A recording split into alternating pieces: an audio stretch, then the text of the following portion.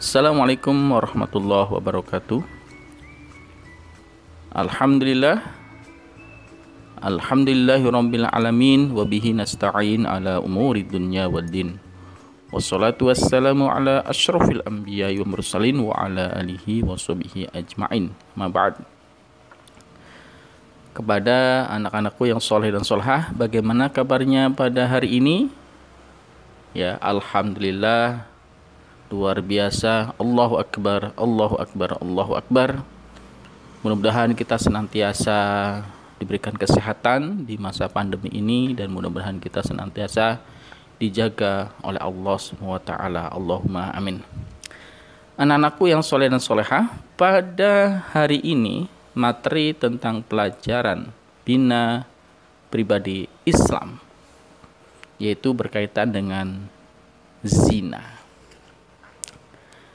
Pengertian zina adalah salah satu perbuatan yang dilarang keras oleh Allah Subhanahu wa taala. Sebagaimana Allah berfirman dalam surat Al-Isra ayat 32.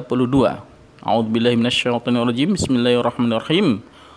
Wala taqrabuz zina innahu kana fahisyatan wa sa'a sabila. Shadaqallahul azim. Yang artinya, dan janganlah kamu mendekati zina.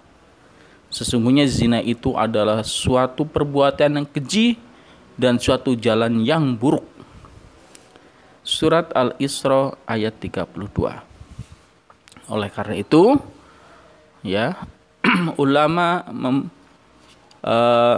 membagi zina ada 3 macam. Ya. Jadi zina itu terbagi 3 macam. Yang pertama adalah zina mata. Ya. Apa itu zina mata? Zina mata adalah zina yang dilakukan ketika melihat hal-hal yang tidak baik. Misalnya kita melihat HP, melihat televisi, melihat video dan sebagainya. Yang dilihat itulah suatu hal yang tidak sopan. Misalnya melihat orang-orang laki-laki atau perempuan yang tidak menggunakan atau memakai penutup atau tidak terbuka auratnya. Itu adalah ketika kita melihat secara sengaja, maka itu termasuk adalah zina mata. Yang kedua yaitu zina telinga. Apa itu zina telinga? Zina telinga adalah zina yang dilakukan ketika mendengar perkataan yang tidak baik. Misalnya kita mendengar perkataan kasar, mendengarkan perkataan-perkataan yang tidak sopan, mendengarkan perkataan-perkataan yang berkaitan adalah contoh kita mendengarkan orang lain sedang menjelek-jelekan orang lain atau disebut dengan ghibah. Ya, kemudian mendengarkan orang-orang yang berkata kotor. Seperti itu. Jadi ketika kita senang mendengarkannya, itu termasuk zina telinga. Ataupun juga kita mendengarkan syair lagu-lagu tentang percintaan. Kita sebagai anak-anak tidak boleh ya mendengarkan lagu-lagu dangdut atau pop dan sebagainya yang berkaitan dengan cinta-cintaan. Tidak diperkenankan, ya. Karena itu termasuk hukumnya adalah zina telinga. Kemudian yang ketiga adalah zina lisan. Apa itu zina lisan? Zina lisan adalah zina yang dilakukan ketika mengucapkan hal yang tidak baik. Misalnya kita membicarakan kejelekan orang lain ya kepada teman kita, kemudian berkata buruk, kemudian berkata yang kotor, dan sebagainya.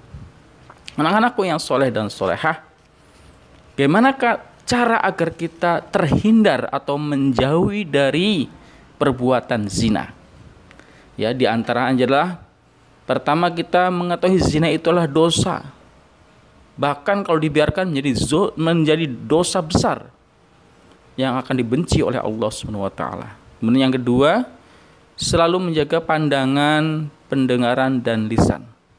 Kita jaga selalu agar kita ini pandangannya menjadi pandangan yang baik, pendengaran juga pendengaran yang baik, dan lisan kita selalu berkata yang baik dan sopan.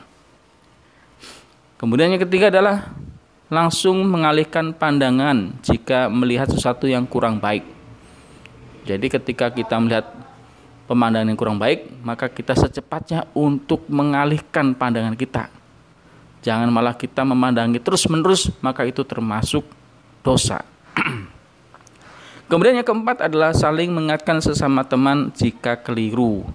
Jika teman kita ada yang sedang melakukan zina mata, zina telinga, atau zina lisan, maka segera kita untuk menegurkan dan kita mengingatkannya. Ya. Kemudian yang kelima adalah tidak berlebihan dalam perkataan dan perbuatan.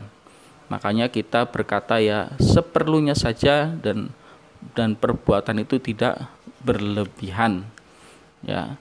Jadi perbuatan-perbuatan yang sifatnya positif, bukan perbuatan-perbuatan yang menjelakai teman. Karena bagaimanapun ya Rasulullah ya bersabda, man amana billahi wal yaumil akhir falyaqul khairan aw liyasmut. Barang siapa yang beriman kepada Allah dan hari akhir, maka berkatalah yang baik atau diam. Kemudian yang keenam adalah selalu mengingatkan bahwa Allah SWT melihat segala perbuatan. Jadi dimanapun kita berada, Allah selalu melihat. Makanya ketika kita bermaksiat, hendaklah takut kepada Allah, bukan takut kepada manusia, karena Allah selalu mengawasi 24 jam. Innallaha sami'un basir. Sungguhnya Allah itu maha mendengar juga maha melihat. Yang ketujuh, berteman dengan orang-orang yang soleh. Rasulullah telah mengingatkan kita bahwasanya hendaklah kita berteman dengan penjual minyak wangi, bukan berteman dengan tukang pandai besi. Apa maknanya? Apabila kita berteman dengan orang yang baik, insya Allah kita akan ketularan kebaikannya.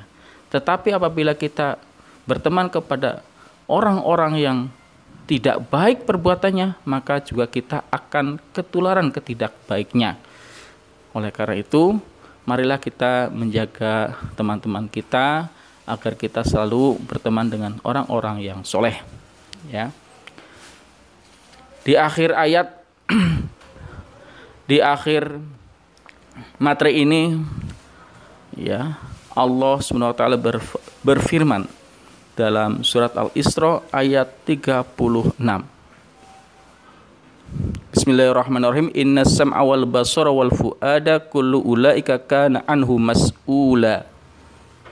Yang artinya, sesungguhnya pendengaran, penglihatan, dan hati semuanya itu akan diminta pertanggungjawabannya. Oleh karena itu, ketika kita nanti sudah meninggal kemudian menghadap Allah, akan menjadi pertanggungjawaban dari mulai pendengaran, penglihatan, dan hati. Apabila kita terhindar dari kemaksiatan, terhindar dari segala zina, insya Allah kita akan diselamatkan oleh Allah Subhanahu Wa Taala, akan dimasukkan surganya oleh Allah Subhanahu Wa Taala. Allahumma amin. Demikian materi pada Bina Pribadi Islam pada hari ini. Semoga kita senantiasa terjaga, terhindar dari kemaksiatan. Allahumma amin. Demikian akhirul kalam. Subhanakallah bihamdik asyhadu an la ilaha illa anta astaghfiruka wa atubu ilaik. Wassalamualaikum warahmatullahi wabarakatuh.